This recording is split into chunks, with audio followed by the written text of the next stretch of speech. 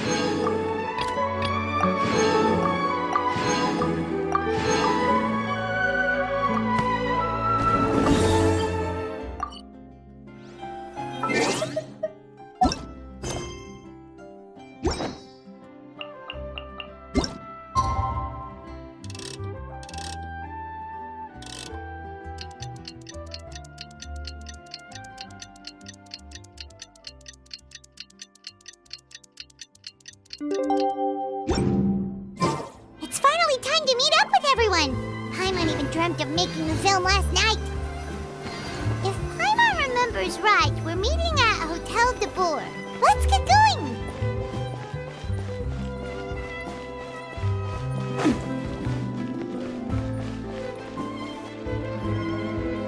Ayaka! Yoimiya! You're already here! Good morning. Xavier said yesterday afternoon went well. Yeah, and how about you, Ayaka? What were you up to yesterday? After we split up, Ayato went to see Udex Nervillette at the Palais Mermonia. I was originally thinking of going with him, but he said he could manage it himself. He told me to go see the sights around Fontaine and to enjoy the local culture. So I rode the aqua bus with Yoimiya and visited the opera house on Aranias Island. Yeah, you wouldn't believe what we saw there! 2 mechanical puppets that were dancing together! You've already seen them, right? Yeah, those two! Amazing, aren't they? We sat and watched for quite a while. It was mesmerizing, like we could keep watching them forever. Oh, it was the same for us the first time we saw them, too! Afterwards, we went swimming at the beach!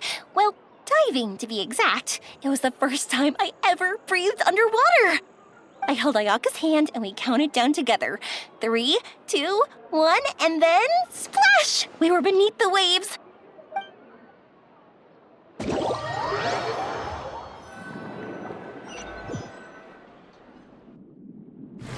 first, I didn't dare to open my mouth. But once I couldn't hold my breath any longer, I decided to take a big breath in. Turns out the water wasn't as salty as I imagined. It didn't really taste like anything at all. Before I knew it, I was breathing like normal down there. It was an amazing feeling. Ayaka said I was too nervous and needed to loosen my grip. She got used to everything way faster than I did.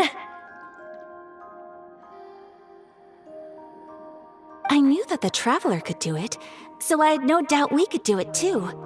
That helped me feel at ease as soon as we dove in. The underwater world in Fontaine truly is beautiful. I love seeing the Romaritime flowers blossoming underwater, like little candles lighting up the streets at night. Yeah, and there were so many creatures that we've never seen in Inazuma. Like those fish that shimmer like a sword blade. Whoosh! Oh, and those big fish that call when they see people. Ooh. Oh, you mean hunters rays and blubber beasts. I just love the name Blubber Beast. Just wait till Pops and the others hear about this. They probably won't believe a word I say.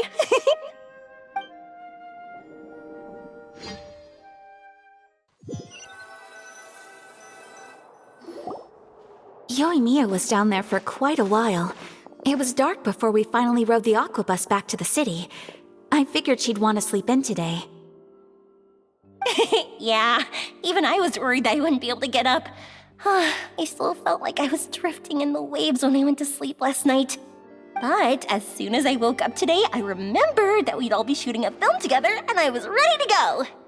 Speaking of the film, where's everybody else? My brother and Xavier were speaking to the restaurant owner about using the place as a filming location. They should be here soon. As for the others, We're here. Please excuse my tardiness. I just finished the Special Patrol's 6-mile morning jog. Wait, 6 miles? I'm so tired. I heard you all chatting, so I decided to come down. I sure could use some of that endless energy everyone else has. Good morning, everyone. Morning. Can someone fetch me a cup of coffee? More milk, hold the sugar. Sure, I'd be happy to do that for you. No, you can't go anywhere. Please, have a seat over here so I can get started on your makeup. The last thing I want is coffee stains on my costumes. I can get the coffee. It's the perfect job for an assistant.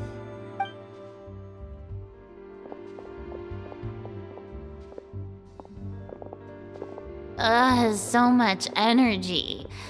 Seriously, what's her secret? Oh, Yoimiya's always like that. But you sure look exhausted, Farina. It's because you're not used to waking up so early, huh? Of course not. I spent the whole night reading the novel from cover to cover, marking sections that either need to be omitted or adapted. Wow, Paimon didn't expect you to be so thorough. Well, I was the biggest star in all of Fontaine after all. It takes more than just a pretty face to earn a reputation like that. I know how to get serious when the situation calls for it. I went all out when I was acting as an Archon, so why wouldn't I do the same for my own life? Here's your coffee, Director Farina.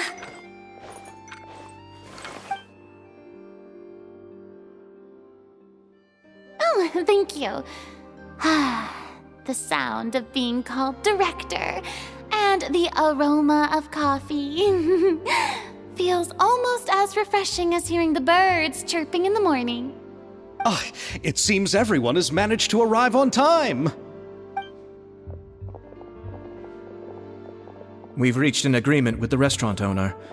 We are free to use the second floor to shoot our film. Really? That's great! He is really looking forward to our film, and hopes that providing his restaurant as a filming location will attract more customers. Well then, Mr. Xavier, I'll leave the rest to you. Okay, thanks. First, I'd like to introduce our new members. This is our prop manager, Veronique. She'll be in charge of all the film's props and items. And this is Bonneau, our lighting technician. He'll be in charge of lighting and illumination to set up each scene's atmosphere. Wow. Sure feels like we have some real professionals joining the crew now. First of all, please allow me to first express my sincerest gratitude to everyone in the crew. When my investor informed me yesterday that he wouldn't be able to provide the funds, I really thought that this was the nail in the coffin for this film. I had no idea that I'd find so many people willing to help me on such short notice. Thank you.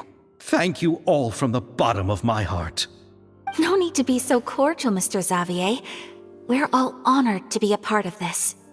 Your works made a profound impression on me when I saw them back in Inazuma. I am sure that someday, this film will be remembered as a prime example of cultural exchange between Fontaine and Inazuma. Yes, the story is the reason I agreed to join. I can't bear to even imagine what this film would look like without the very best director. Anyway, I would like to make a promise to everyone that as the producer of this film, I'll do whatever I can to ensure that everything goes as smoothly as possible. This is not just my film. It also embodies the thoughts and feelings of every person here, as well as the endless effort we are about to pour into it. So, without further ado, The Two Musketeers will officially begin filming now!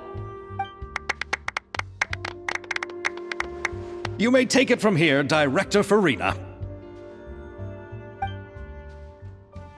All right, listen up, everyone. The first scene takes place when the two young musketeers are living at the Baron's home, still unaware of all that is about to happen to them. We'll need props and lighting to set the scene. Our lead actors can go get their makeup done, and extras, please take this time to go over your positions. Whoa. Seems Farina's really kicking things into gear as the director. Is everyone clear? I don't want anyone traipsing around the set like umbrella finches. All right, cameras will start rolling as soon as the set is ready. Let's make a film that'll make some serious waves in Fontaine. Not the kind of waves that drown people. I mean, the good kind of waves. Seems like she's still a bit traumatized by that. Anyway, let's go see if there's anything we can do to help.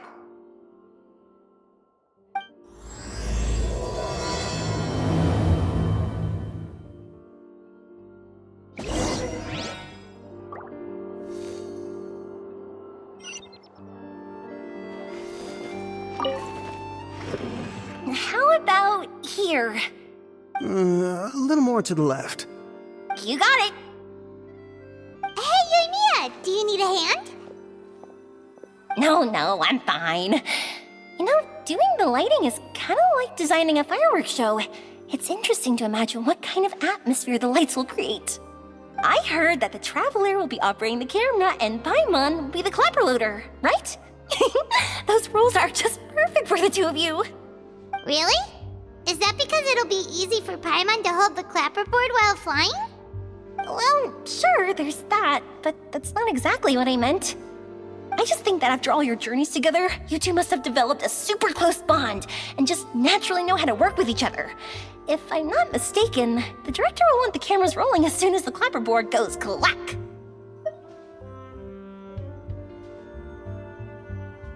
Oh, I see!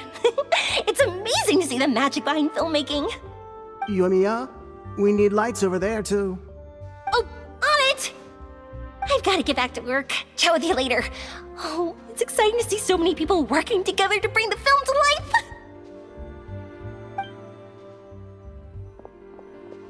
Seems like Yoimiya's really getting into it. But she was right. We do have a super close bond, don't we? Paimon's really happy to hear that.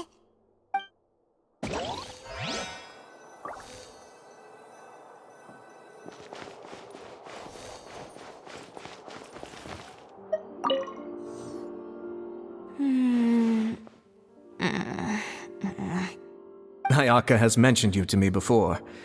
She said that you two were great friends when you were kids. No talking. I'm thinking about how to do your eyeshadow. Ah, yes. To help me really look the part. To achieve a more young and naive look for this scene.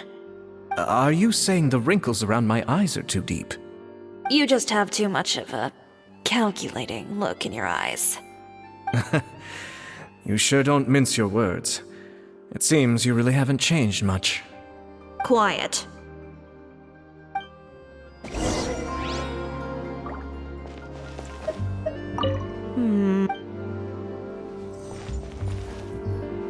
So, this is a real musket? No, it's just a prop weapon. Not bad.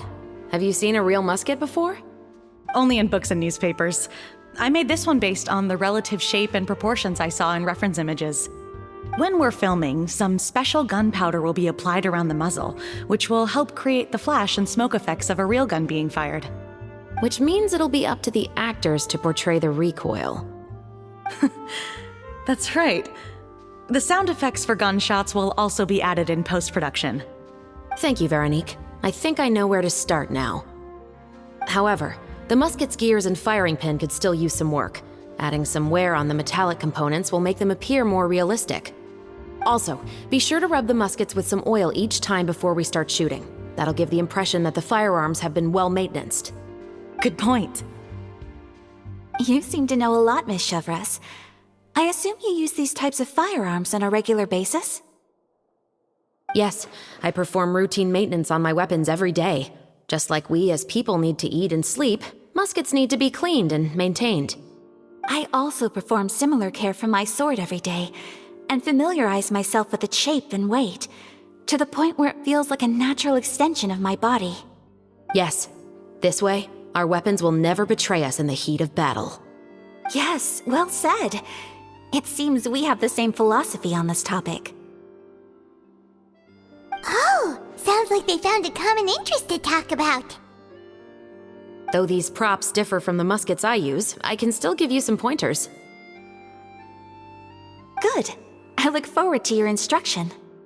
First and foremost, never point the weapon at anyone, regardless of whether it's a real or prop weapon or whether you're holding it or it's on the table. This holds for any time when you're not actively engaging an enemy.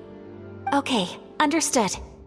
When aiming the musket, extend your arm so that it's level with your shoulder and use your eye to look down the weapon's sights.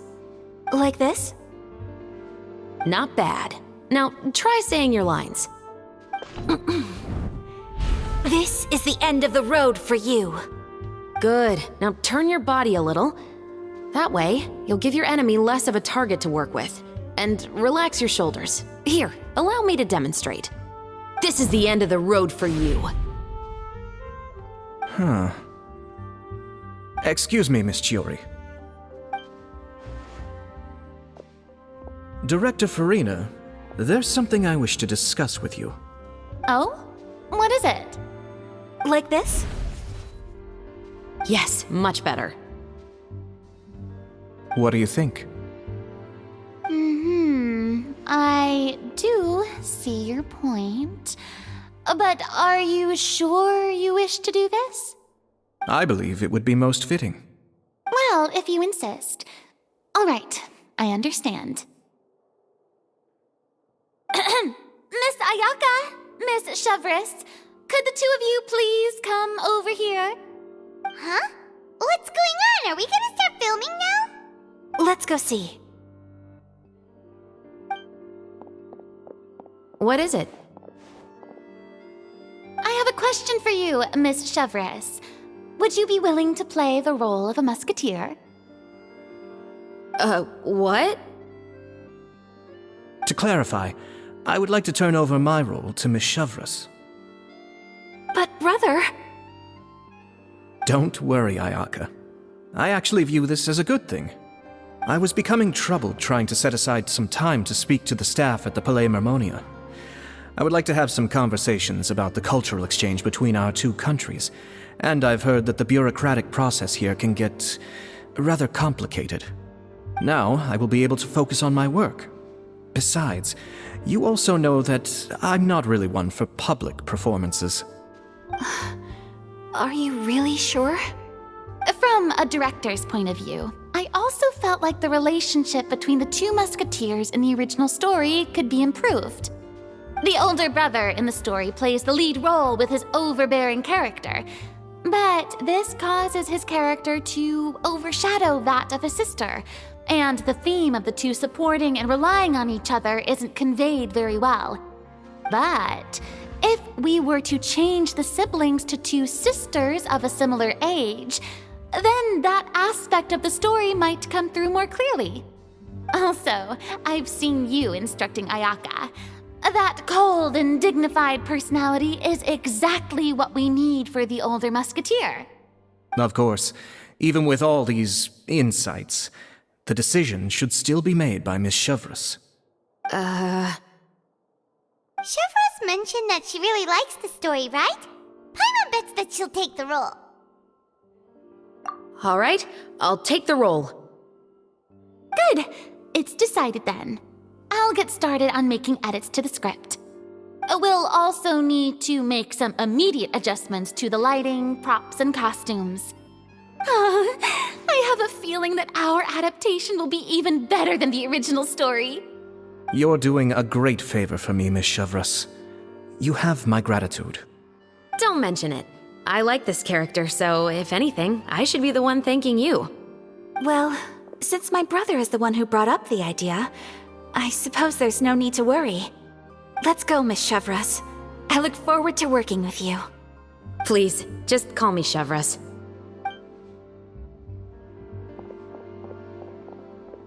Seems like you're really going out of your way to solve the problem I was having with your makeup.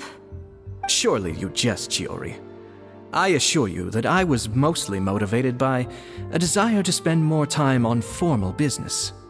Oh, come on. You really think I'd buy that?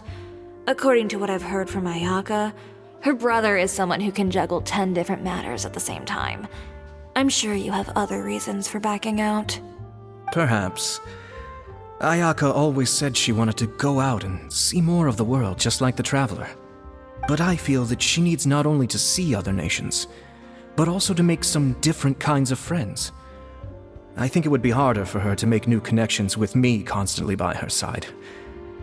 I would like to give her some space. Alright, go on. Spoil her some more. Ayato, it's too bad you're stepping down from the role. Paimon really wanted to see you act as a musketeer. No need to poke fun at me. I'd wager that you also felt that I wasn't the best candidate for the role. It's a little hard for Paimon to imagine you saying those lines. Yes, I've made an appointment to meet some people from the Palais Mermonia. Now, I will have some more time to prepare. Traveler, get the camera ready. Paimon, get the clapperboard. Actors, to your positions. We're about to start shooting the first scene. Go on now. And please take good care of Ayaka. Yep, don't worry. Thank you. I look forward to seeing the film when it's finished. All right, now that we're all here, let me help set the scene for everyone. The first scene takes place when our two main characters are still living at the Baron's estate. They've been ostracized and verbally abused by others in the household, but they still have no idea why. We want to capture how naive and innocent they are, despite their pain. Chevrus will be playing the role of the older sister, Tulip, and Ayaka will be the younger sister, Iris. Be sure to get close-ups of the main characters at the right moment. Silence on the set! Lights! Camera! Action! Let's go! Tulip, Mother's been out for quite a while now. Perhaps she went to pick some flowers on the way home. You know how she loves flowers. Iris, Tulip! I'm home!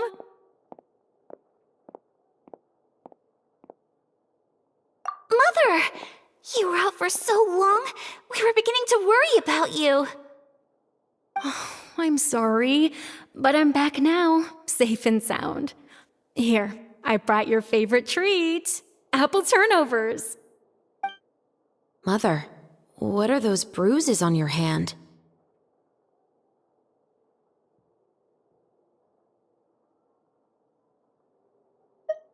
Huh? What bruises? Oh, I must have bumped into something while I was working yesterday.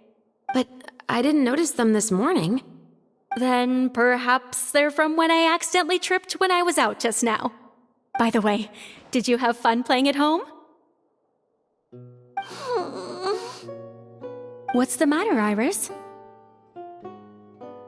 Well, we've realized that no one really wants to play with us. They even took Iris's doll and spat at us. And they even called us names. They said we were... Shh! It's all right, don't worry. Girls, listen to me.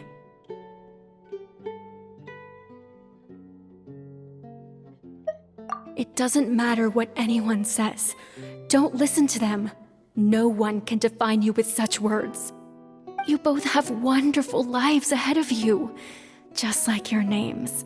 You will both blossom like beautiful flowers.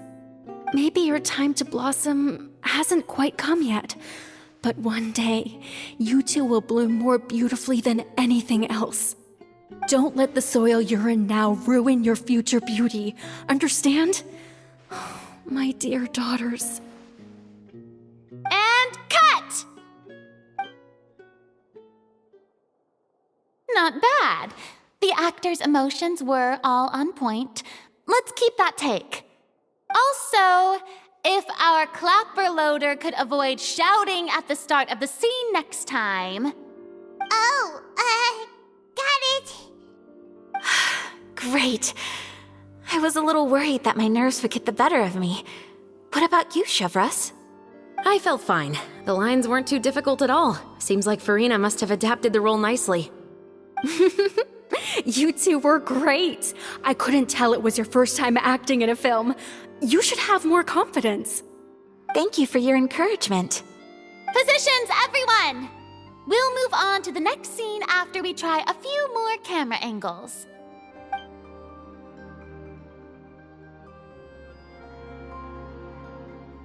This scene is when our two characters return home, only to discover their mother has been murdered.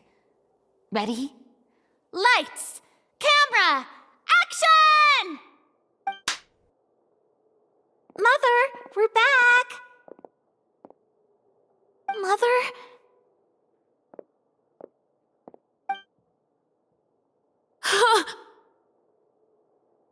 What's wrong, Tulip? Iris, stay away! Huh? Why? What's... Mother! Mother... She's...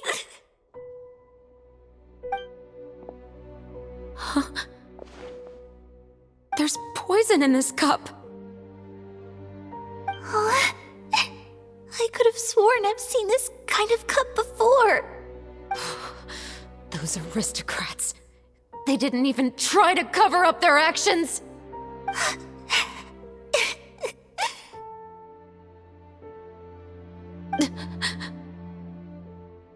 Iris, we need to leave this place. Leave? But now that Mother is gone, where can we even go? Anywhere. All I know is that we can't stay in this house. But are we just going to let them get away with this? We'll have our revenge, I promise you. Just not right now.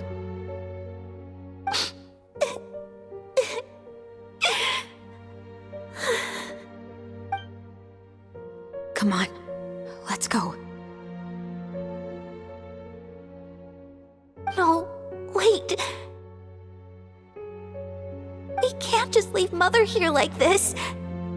At least let me leave this rose with her.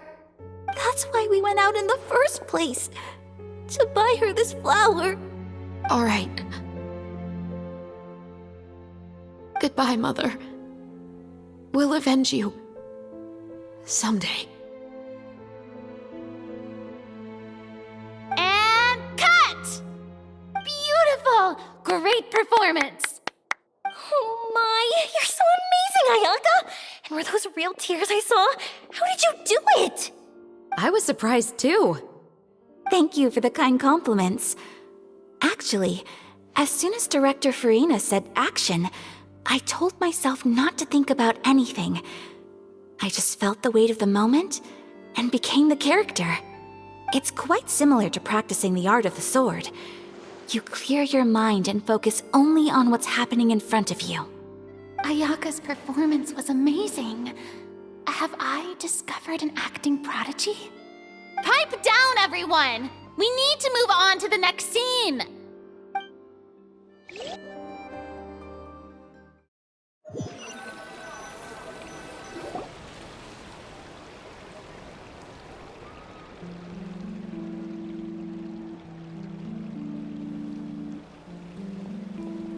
Huh? Are we done already? But Paimon wants to keep playing with the clapperboard. How do you feel, Traveler? Is your arm sore from holding the camera all day? Good work, you two. You too, Shivers. You were quite the actress today. I've read this novel many times before. I have a good grasp of my character's mindset. Anyway, do you remember my request from yesterday? Oh, right! We were having so much fun that Paimon nearly forgot! You have a case where the murders seem really similar to the cases in the novel, right? So, how are they similar exactly? In the story, the main characters grow up to become two musketeers, always using their guns to carry out their revenge. And on each of the victims, they place a rainbow rose as a signal that they've returned. Yes, that's correct. We found rainbow roses just like in the novel. Seems like you're connecting the dots now. Oh, that does sound pretty concerning. Especially after seeing the script today. Oh, now Paimon can't stop wondering what kind of ulterior motive the murderer might have. What do you think, Traveler? You're smart. Paimon wants to hear your thoughts.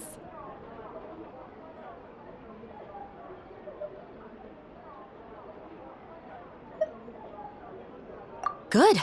On behalf of Fontaine's Special Security and Surveillance Patrol, thank you for your dedication to justice. There's no time to lose. We should start investigating right away. Follow me. Huh? Right now?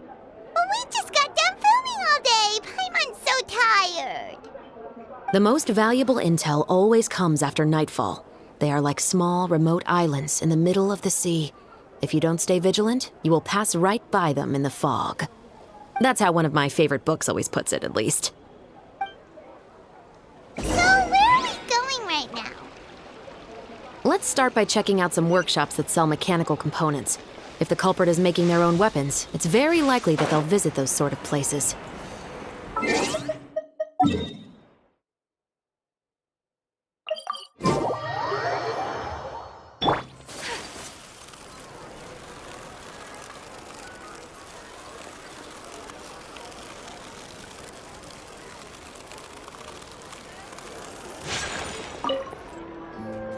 Welcome to LeChaux's Clockwork Workshop. How can I help you? Hello. I'd like to know if anyone has purchased some special components lately. Special components? Sorry, could you be more specific? I mean the kind of components that aren't typically used for clockwork toys, but for firearms. Huh? For firearms? No, we don't sell those sort of things here. Don't misunderstand. I'm not here to cause any trouble. We are merely investigating a case, and we're hoping that you could cooperate. Well, to be completely honest, I'm not even sure what kind of components that would entail. Has anyone ever purchased components here as an individual rather than on behalf of an organization? We have a lot of customers who buy toys, but those who buy components are all regular customers who buy in bulk on behalf of their organization. Is that so? I understand. Thank you for your cooperation. You're welcome. It's the least I can do.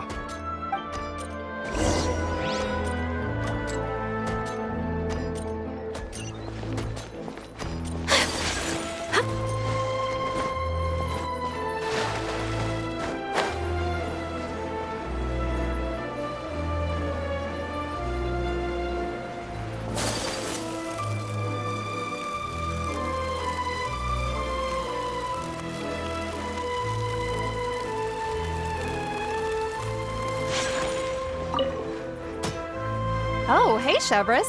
Run out of oil for your musket again? Hello, Estelle. I want to know if anyone has come to your shop recently to order some firearm components. Oh, is this another case? Let me think. I don't think so. Some people have requested that I make some prop guns for the Fontinalia Film Festival, but I refused all of those requests. Oh? Why's that? Because there's no profit! I only make things here that can do some real heavy lifting. I don't have the energy to make some new molds just for the festival. Then has anybody come specifically looking for mechanical components? Well, I usually sell off my scrap to the Fleuve Cendre. I don't typically give them to one specific person. I understand. Thanks for your cooperation. Don't mention it. Always happy to have the Musketeers' patronage. Seems like we haven't found any leads to go off yet. Yeah, unfortunately. All right, let's head to Fleuve Cendre next. Huh? Are you sure? People might not be so thrilled to see the captain of the Special Patrol there. You think so, huh? Then I guess you don't know. Huh? Know what? That I grew up in Fleuve Cendre.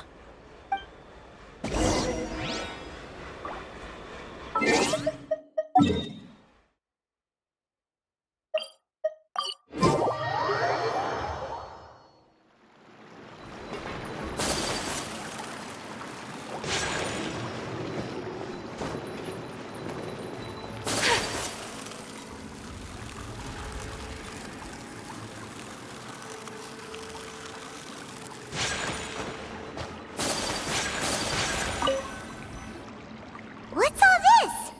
Some broken planks and barrels, as well as some liquor bottles? Yes, but have a closer look, Paimon. Even though somebody has purposefully tried to clean them up, these are obviously marks from musket bullets. In other words, someone was here trying to improve their shot. They were using the barrels and bottles for target practice. Could it have been the killer? Your guess is as good as mine. Although many people at Fleuve Cendre own guns, few hide the fact from others. And even fewer would go to such lengths to hide markings from practice shots. Anyway, let's go. There might be more to this.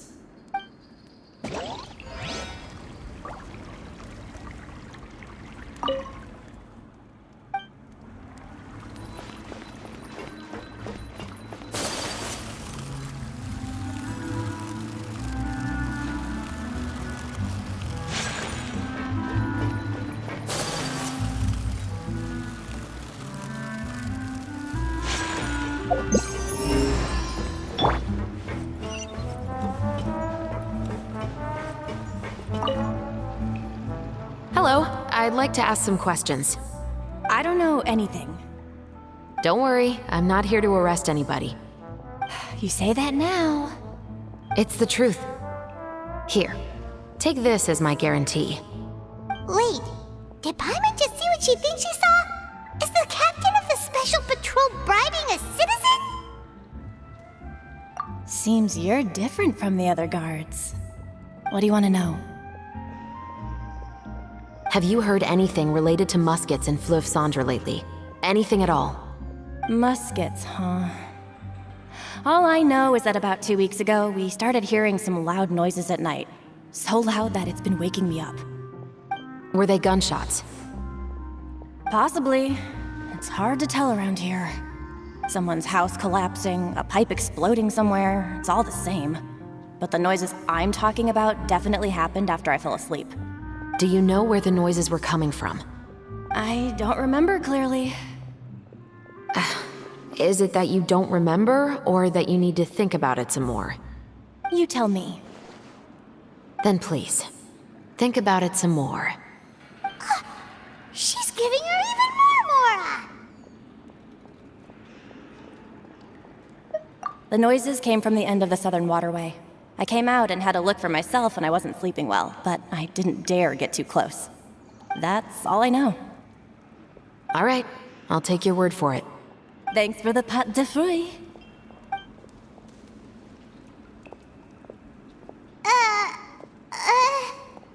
No need to be surprised. I grew up here, remember? I know how to get people around here to talk. Seems you catch on pretty quick. Now then, let's keep going.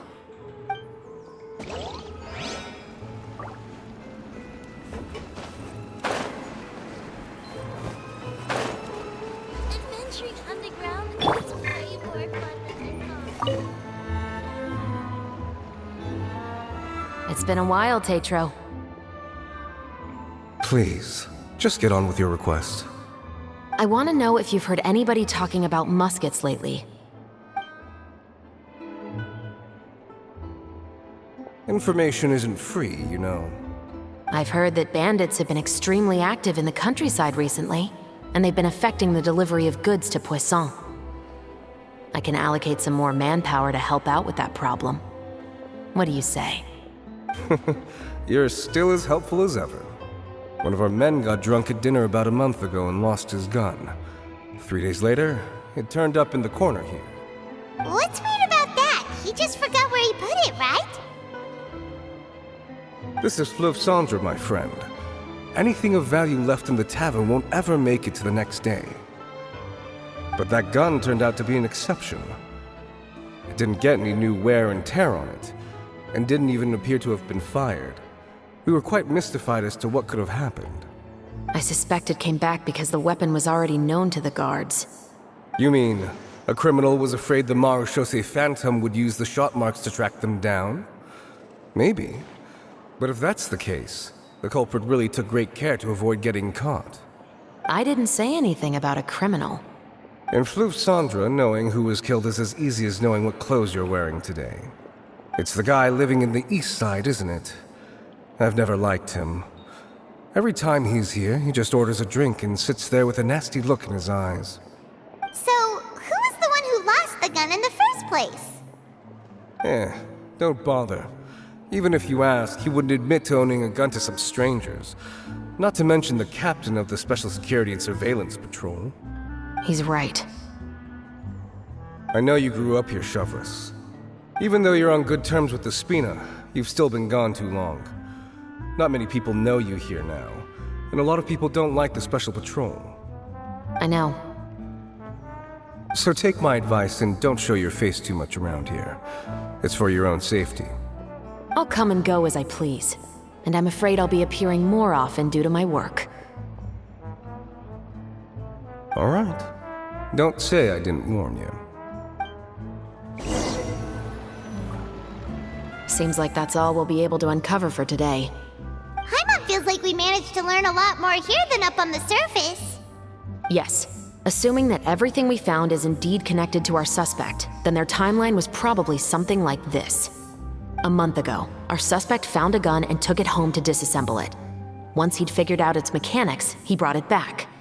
In the following weeks, he used some parts to create his own makeshift musket and took it to the Fleuve Cendre for target practice. Then, a few days ago, he found his target and carried out the murder. Once the deed was done, he left a rainbow rose on the body, just like the scene in the novel. That all makes sense to Paimon, but we're The deceased was a resident of Fleuve Cendre. It's said that he was a poor, solitary man.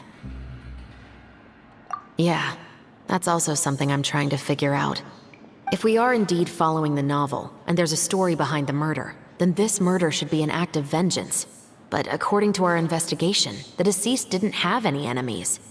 He was no saint, but no one's heard of a rival who hated him enough to shoot him dead, much less care to leave a rose on his body. What message is the killer trying to convey? And to whom exactly? We've thoroughly investigated that possibility. He claims to have spent the whole day at the Opera House on the day of the murder, and the staff there have confirmed his account. Okay, so he has an alibi. Not only that, he lacks a credible motive as well. He has a family of his own, and both of his parents are still alive. I've looked into his records. He was adopted at the age of 6, and all the proper procedures were followed. There are also records of him at an orphanage before then. In the story, the mother of the 2 musketeers was murdered after the children turned 10. More importantly, I've also had a chat with him in person. Then, what should we do now? We have all this new... Investigations take time. I didn't expect us to catch the culprit in just a single day. How about this? Let's spend the next few days filming with the crew. We can continue the investigation once we're done with the... Wait!